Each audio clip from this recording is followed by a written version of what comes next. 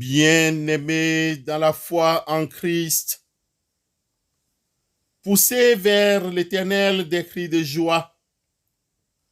Vous tous, habitants de la terre, servez l'Éternel avec joie.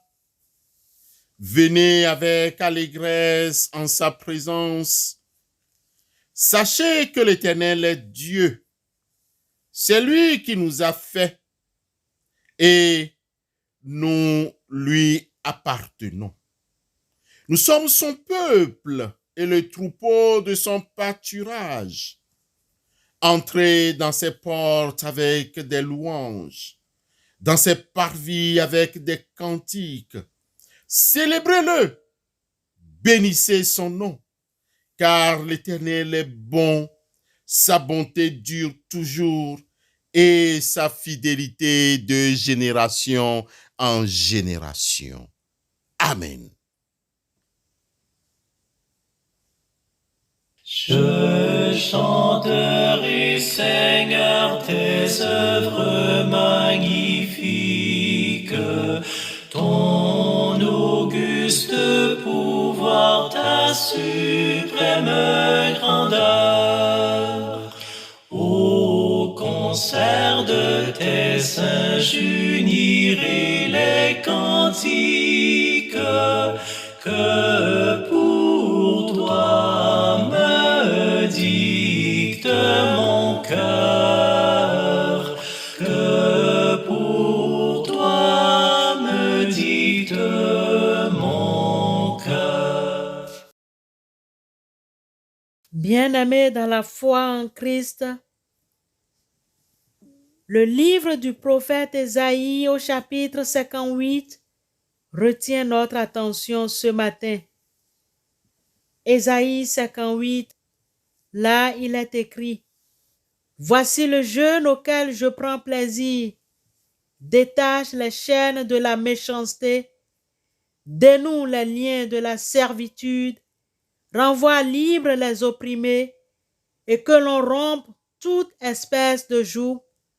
Partage ton pain avec celui qui a faim, et fais entrer dans ta maison les malheureux sans asile.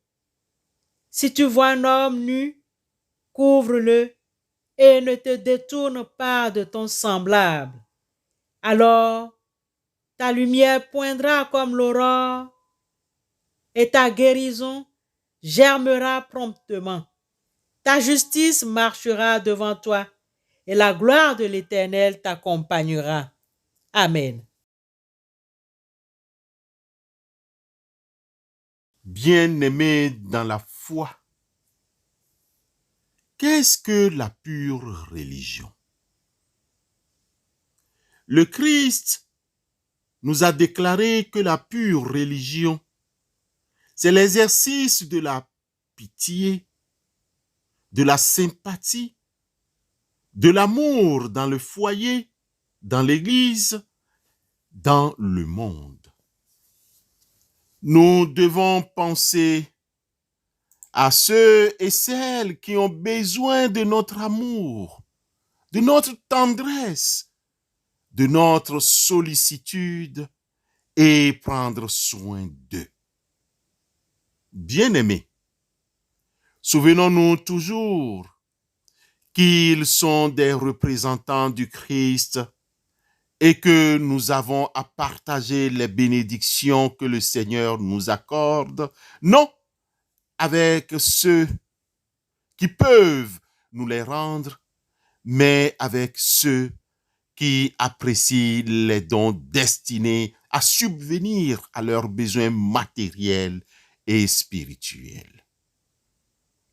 Bien-aimés, les personnes qui donnent des fêtes afin d'aider les malheureux qui ont peu de plaisir, afin d'apporter de la joie dans ces vies sombres et de soulager la pauvreté et la détresse, agissent avec désintéressement et selon les instructions du Christ. Le besoin et la souffrance s'étendent autour de nous. Des familles réclament de la nourriture. Des enfants pleurent pour avoir du pain. La demeure des pauvres manque d'un mobilier et d'une literie convenable. Beaucoup d'infortunés vivent dans de simples chaumières qui sont presque dépourvues du nécessaire. Les cris des misérables parviennent jusqu'au ciel. L'Éternel voit ces détresses et il entend ses cris. L'œuvre d'assistance chez les nécessiteux est l'œuvre même que toute l'Église qui croit à la vérité destinée à notre époque devrait pratiquer depuis longtemps. Montrons, bien-aimés, la tendre sympathie du Samaritain en pourvoyant aux besoins matériels, en nourrissant l'affamé, en recueillant les pauvres sans asile. Recevons de Dieu la grâce quotidienne et la force qui nous rendent capables d'atteindre aux profondeurs même de la misère humaine et d'aider ceux qui n'ont pas la possibilité de subvenir à nos besoins. N'est-ce pas la pure assistance religieuse? N'est-ce pas la compassion? En accomplissant cette œuvre, nous avons une occasion favorable, bien-aimés, pour annoncer Christ Jésus. Apprenons à faire le bien donc, chers frères et sœurs. Recherchons la justice. Protégeons l'opprimé. Faisons droit à l'orphelin. Défendons la veuve, le veuf. Bien-aimés, lorsque nous rencontrons des personnes minées par le souci, opprimées et qui ne savent où trouver du soulagement, employons-nous à leur venir en aide. Il n'est pas dans le plan de Dieu que ses enfants se replient sur eux-mêmes et qu'ils ne s'intéressent pas au bien-être de ceux et celles qui sont moins fortunés qu'eux.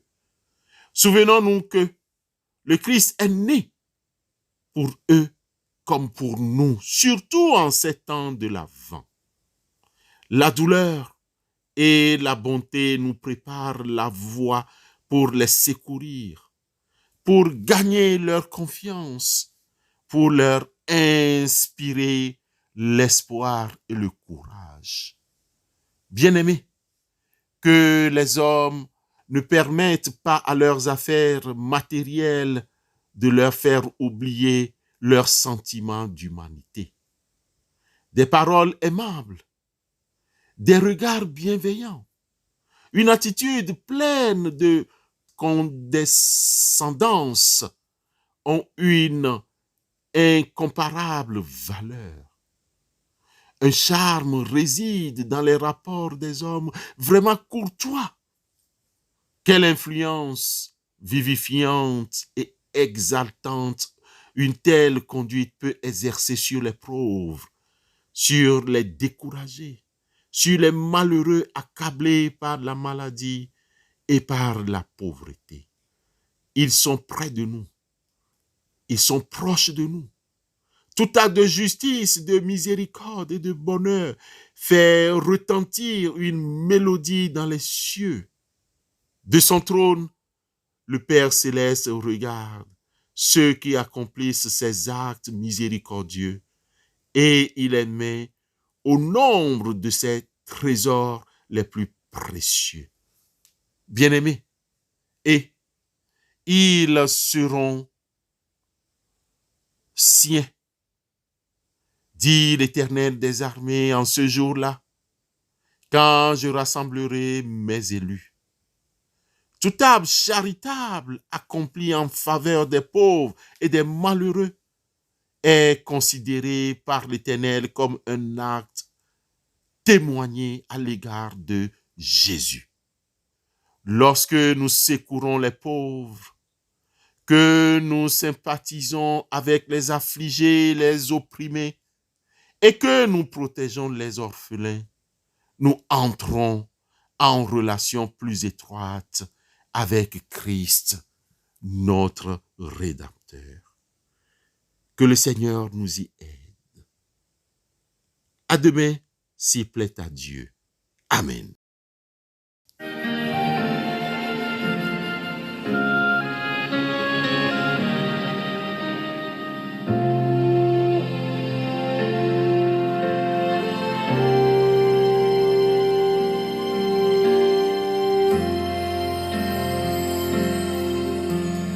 God will make a way where there seems to be no way. He works in ways we cannot see. He will make a way for me. He will be my guide. Hold me closely to his side. With love and strength for each new day. He will make a way. He will make a way. Sing it with me. God will make a way. Prions Dieu. Éternel Dieu, nous t'exprimons nos gratitudes pour ce jour. Nous te confions toutes nos prières pour l'humanité tout entière qui est en quête de moyens et stratégies en vue d'avoir une solution heureuse de sortie de cette crise à la fois sanitaire, économique, politique et spirituelle. Nous crions vers toi comme nos prédécesseurs. Nous crions vers toi, notre Dieu. Aide ton peuple à grandir dans la foi aux multitudes de problèmes causés par la pandémie. Seigneur, nous te prions comme le psalmiste. Nous te supplions, Dieu notre Père, de faire revenir à toi ceux qui s'appuient exclusivement sur leur connaissance sans toi. Que les progrès scientifiques, technologiques, mondialisation et des connaissances de l'intelligence artificielle soient au service de l'être humain et non le contraire. Seigneur, nous te prions pour que les sacrifices humains cessent sur la terre. Car tu as dit dans Deutéronome 19:10 que le sang innocent ne soit pas répandu au milieu du pays que l'Éternel, ton Dieu, te donne pour héritage et que tu ne sois pas coupable de meurtre. Nous te prions pour que les chômeurs retrouvent du travail. Nous te prions pour que les familles en précarité, Seigneur, soient restaurées. Nous te prions également pour que la joie et la paix reviennent sur cette terre, cette joie et cette paix que tu as donnée depuis ta création. Seigneur, nous te prions d'aider toutes les personnes malades, comme les bien portantes, à se relever de leur maladie. Réveille-nous de toute léthargie spirituelle. Dieu notre Père, aide-nous, Seigneur, à assister ceux qui sont dans le besoin. Dieu d'amour, nous te prions, inspire-nous par ton Esprit Saint, que Jésus-Christ, ton Fils, nous accompagne partout en ces temps. Amen.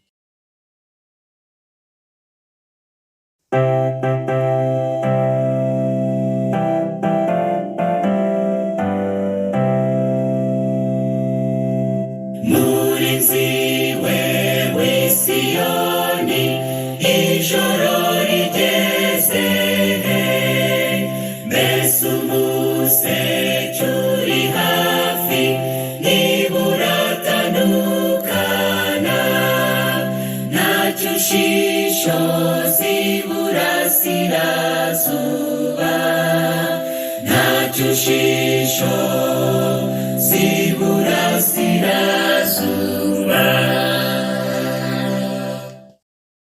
Recevons la bénédiction de la part du Seigneur. Ô Dieu d'amour, nous te prions pour qu'en ces jours, tu envoies ta lumière dans nos cœurs. Que le Dieu de l'espérance vous remplisse de toute joie et de toute paix dans la foi, pour que vous abondiez en espérance par la puissance du Saint-Esprit. Amen.